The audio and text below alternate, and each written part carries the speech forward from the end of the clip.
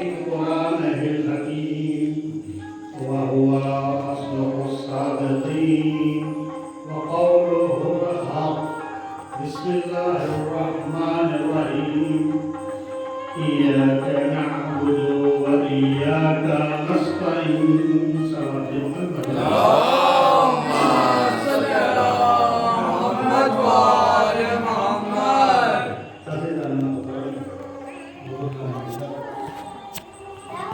آج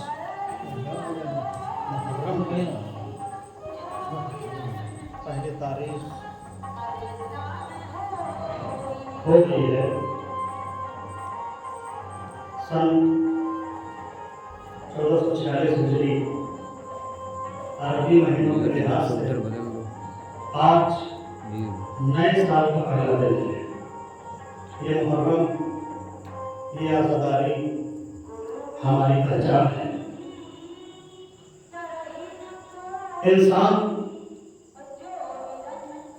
12 مہینوں میں سے اگر کسی مہینے کا انتظار کرتا ہے بے صبری سے تو وہ محرم کا مہینہ. انسان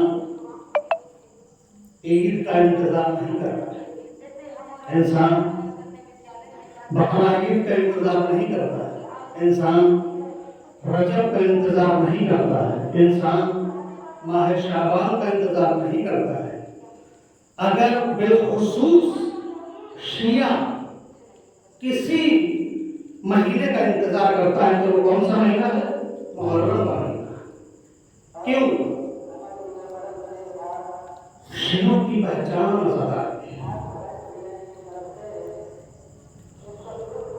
اگر کسی غیر مسلم سے آپ پوچھیں یا معلوم کریں یا کوئی ان سے سوال کرے کہ شیعہ کس کو کہتے ہیں تو وہ آپ کے فروغ دین اصول دین نہیں بتائے گا کہ شیعہ اس کو کہتے نہیں، بلکہ ایک ہی فقہ کہے گا کہ یا حسین کہنے والے کو شیعہ کہتے ہیں.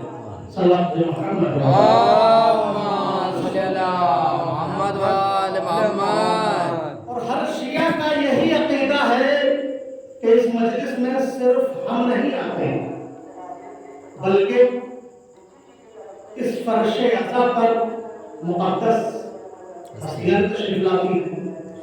رسول خدا تشریف لاتے ہیں. فاطمہ زہرا بالخصوص اپنے لال کا قصہ جو ہم اور پیش کرتے ہیں ہمارے آنسوں کو لے جاتی ہے.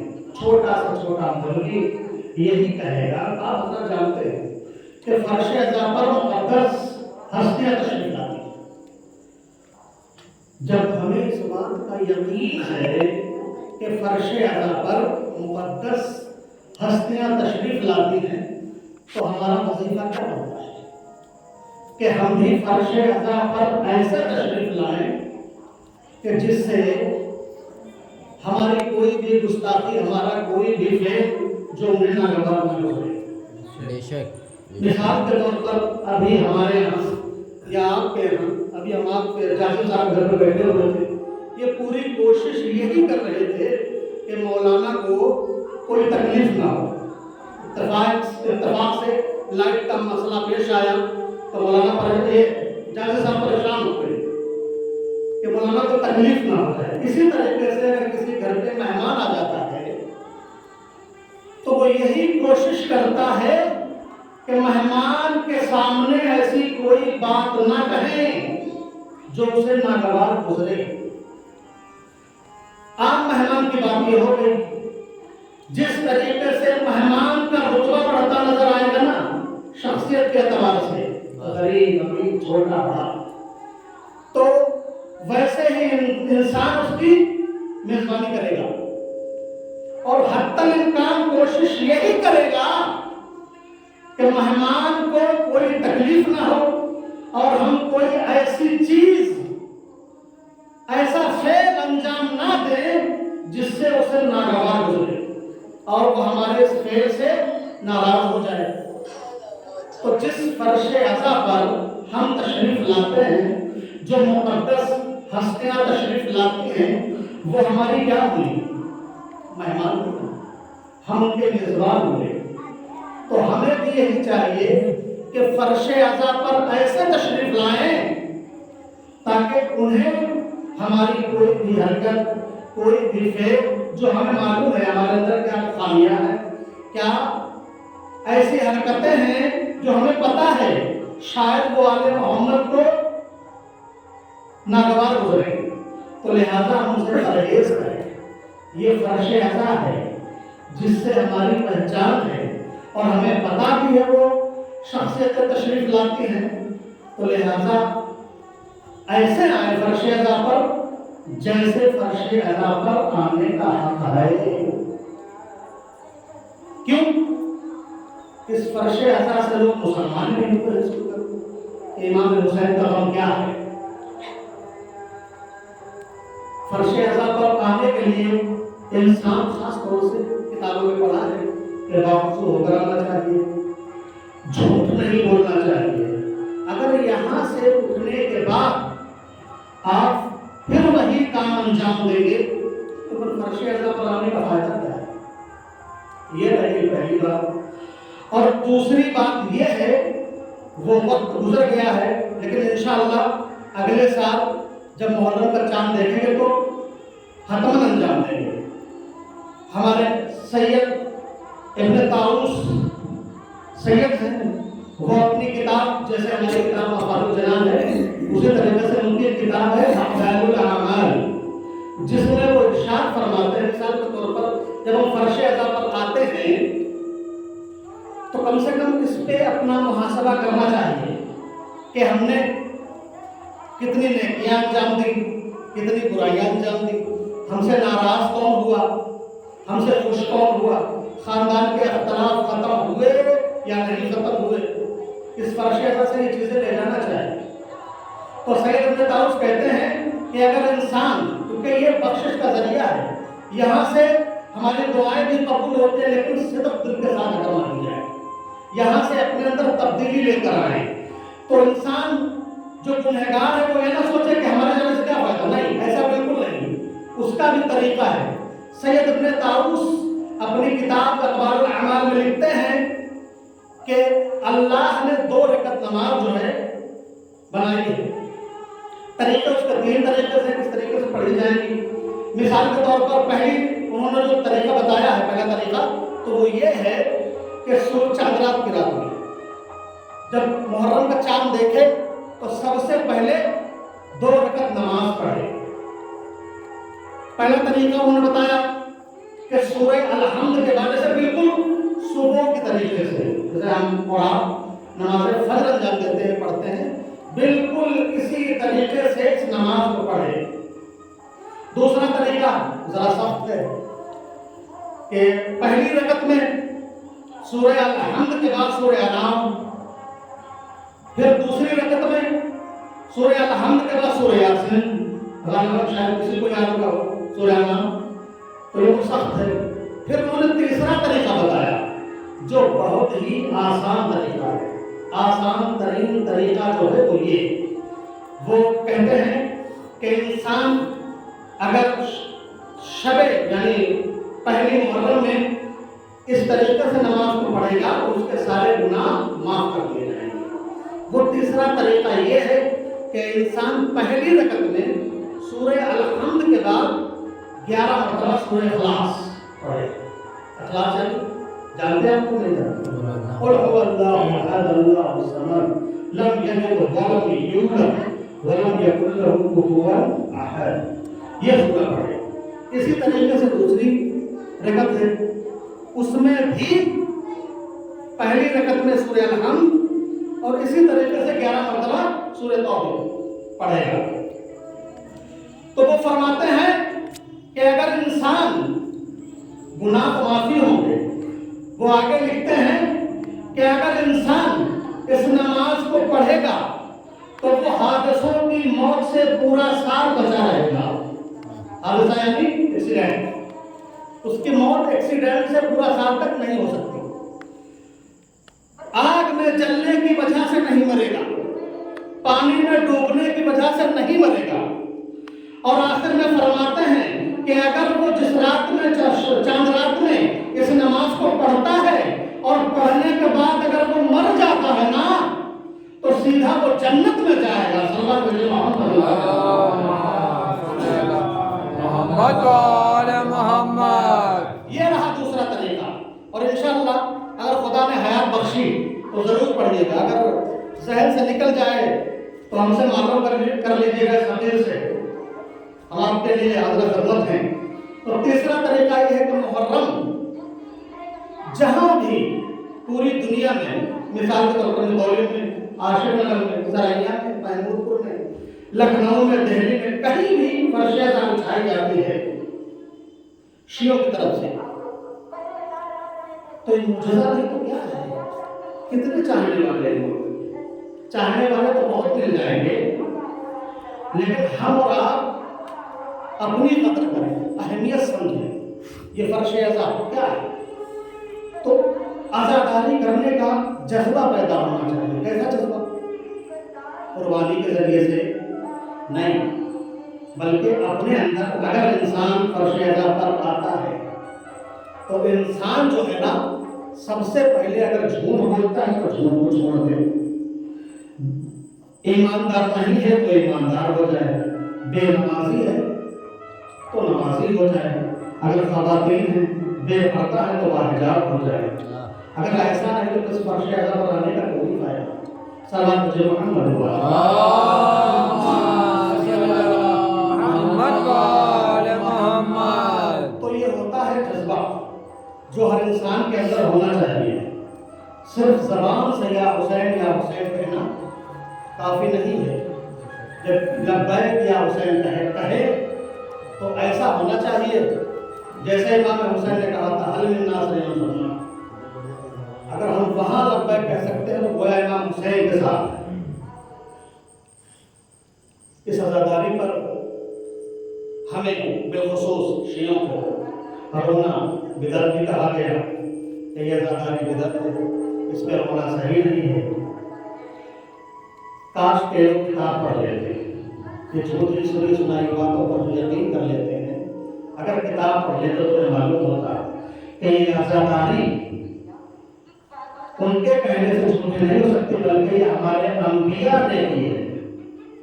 ये सुन्नत रसूल है, सुन्नत अंबिया है, सुन्नत इमाम जाफर सादिक अलैहिस्सलाम।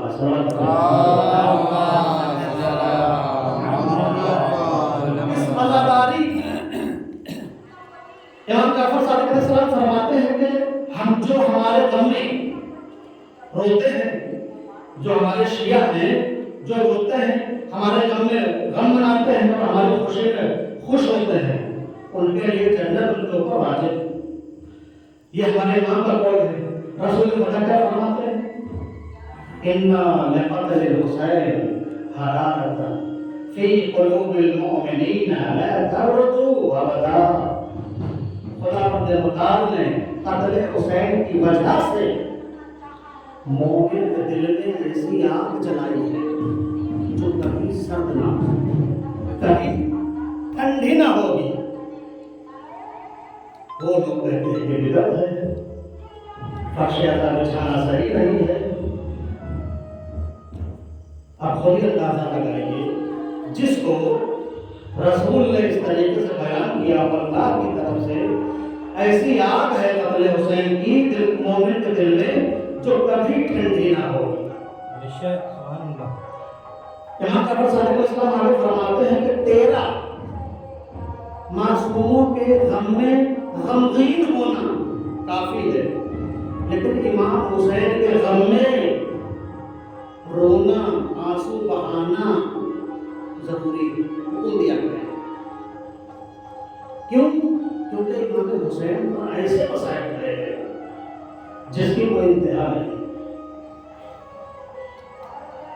ऐसे जुल्म किए गए। मौला अब्बास का सिर्फ सही काटा नहीं है, शहीद ही नहीं किया गया, बल्कि उनके सर को घोड़े की सूंडों से गर्दन में लटकाया। जनाबे अली अकबर के सीने में बर्छी सिर्फ मारी नहीं गई बल्कि तोड़ दी गई ताकि अजियत हो, तकलीफ हो। ये करबला हमारे लिए दर्शगाह है, इसे कभी फरामोश नहीं करना चाहिए। इमाम खुमैनी रहमतुल्लाह کوچے کے داری اس کربلا دارے. کیا بتاتے ہیں؟ ہمارے پاس ایران، ہمارے پاس جو کچھ بھی ہے وہ محرم اور سفر کی وجہ سے. تو سمجھ میں آیا؟ جو بھی ہمارے پاس ہے یہ صدقہ حسین کا ہے. تو لہذا ہمیں کو چاہیے کہ زیادہ سے زیادہ وجہ سے حسین بابا کریں، آنسو بہائیں، سچے مومن سچے عزادار کر جائیں. ایسا نہ ہو کہ ہم عزاداری کریں دوسرے لوگ ہنسیں. ایسی عزاداری نہ خدا کو پسند ہے، نہ اماں کو پسند ہے، نہ رسول کو پسند. عزاداری ایسے خلوص ہونا چاہیے ہر چیز میں. مثال کے طور پر مولانا علیہ السلام فرماتے ہیں اخلاصوں کے لاکھوں باداں. جس طریقے سے عزاداری کا معیار جو ہے اس پر ہے خلوص کے، ہر فعل کا معیار جو ہے اس پر ہے خلوص پر ہے. اسی طریقے سے مولا فرماتے ہیں الاخلاص بلاغ العبادہ، عبادت کا معیار کس پر ہے؟ خلوص پر ہے. عبادت چاہے کیسی بھی ہو، بس آپ نیت کریں. شرط کیا ہے؟ نیت. جب ہماری نیت صحیح ہوگی نا، جب اس میں خلوص پایا جائے گا تو وہ فعل خدا کو بھی پسند آئے گا، رسول کو بھی پسند آئے گا، ہمارے ائمہ کو بھی پسند آئے گا. صلوات محمد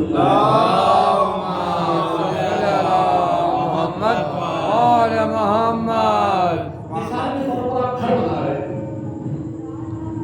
وہ بھی عبادت ہے بنانا. ایسے آپ کہیں گے بنانا یہ کیسے ہو سکتا ہے؟ گھر بنانا عبادت کیسے ہو سکتا ہے؟ کہیں گے نہیں کہیں گے. یہ میں نہیں، یہ ہمارے چھٹے امام کا واقعہ.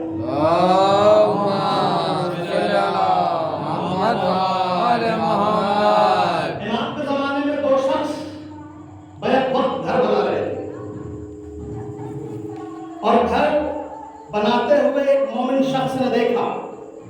وہ اپنے گھر سے چلا، مولا کی خدمت میں تشریف لایا، مولا کو سلام کیا. سلام کرنے کے بعد کہتے مولا وہ فلاں دو شخص جو ہیں گھر بنا رہے ہیں.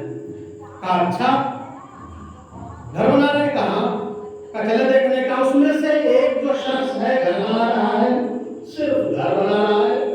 دوسرا جو شخص ہے نا وہ گھر کے ساتھ ساتھ عبادت بھی کر رہا ہے. کہا مولا یہ کیسے ہو سکتا ہے؟ گھر تو گھر ہی ہے. تو کہا کہ یقین نہیں آتا تو چلو میرے ساتھ دیکھتے ہیں چل کے کون گھر بنا رہا ہے کون عبادت کر رہا ہے. اب مولا اپنے گھر سے نکلے، تشریف لے گئے. جہاں گھر بن رہے تھے وہاں پہنچے. پہنچنے کے بعد دیکھا ان شخص نے دونوں نے دیکھا اور سلام کیا. اگر زحمت تم آگے تشریف لائیے تو ہمیں پڑھنے مزہ آئے، تھوڑا آگے تشریف لائیے. تو مولا کو دیکھتے ہی دونوں نے سلام کیا. مولا نے سلام کا جواب دیا تو پہلے شخص سے مولا نے کہا، گھر دیکھنے کے بعد دیکھا کہ مولا نے ایک روشن دان بنا ہوا ہے. تو شخص سے کہا کہ تم نے یہ روشن دان کیوں بنایا ہے؟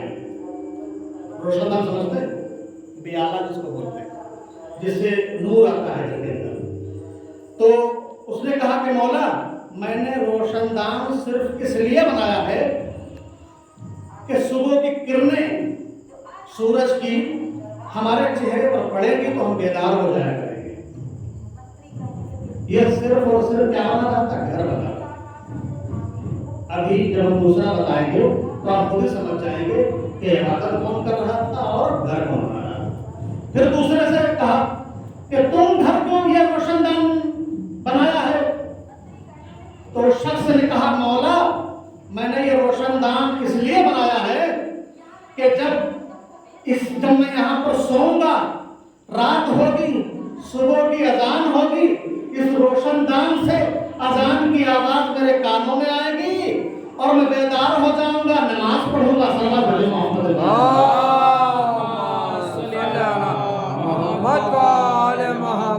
تو اب سمجھ میں آیا کہ گھر کون بنا رہا تھا اور عبادت کون کر رہا تھا گھر کے ساتھ ساتھ. تو میں نے کیا کہا؟ جو بھی انسان اپنا فعل انجام دے، چاہے وہ عزاداری ہو، چاہے وہ عبادت ہو، نماز ہو، خلوص کے ساتھ انجام دے. اگر خلوص نہیں ہے تو آپ کوئی بھی فعل انجام دیں وہ آپ کی نظر میں اور لوگوں کی نظر میں تو قابل قبول ہیں، لیکن اللہ کی نظر میں، ائمہ کی نظر میں، انبیاء کی نظر میں بے فائدہ، بیکار ہے۔ صلوات محمد علیہ اللهم صل على محمد وعلى محمد اللهم صل على محمد وعلى محمد۔ یہ ہے عزاداری امام حسین۔